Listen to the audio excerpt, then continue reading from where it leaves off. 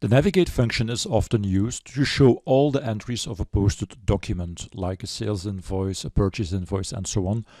But you can also use the navigate function to show all the entries for a specific serial number, a lot number, and so on. So let's have a look at how that works. So I will search for navigate. So and typically you would navigate on the document number, the posting date, and so on. But by clicking here on more options, actions, find by, I can also select here find by item reference.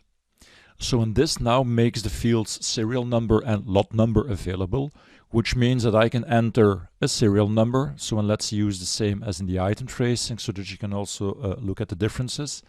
Next, I will run the find function, and then the program shows all the entries that we have with this serial number. So there are 7 item ledger entries, there is a sales line, a sales shipment header, and so on.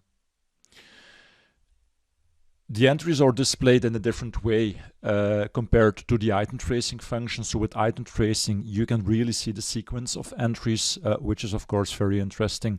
That's something that you don't see here. You just get an overview of all the entries that use this specific serial number.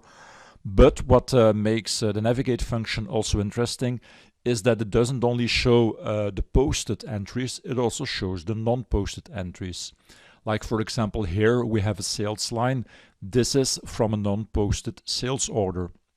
So if I click here on show related entries, you can see here that there's an order, and let me quickly show you the document. So this is a sales order for the projector, 1 unit with that serial number that hasn't been shipped or invoiced yet. You see, so it's an open sales order, a non-posted transaction, but it's still included in the navigate function. So again, in my opinion, that's what makes the navigate function also very interesting to use in combination with serial numbers and lot numbers.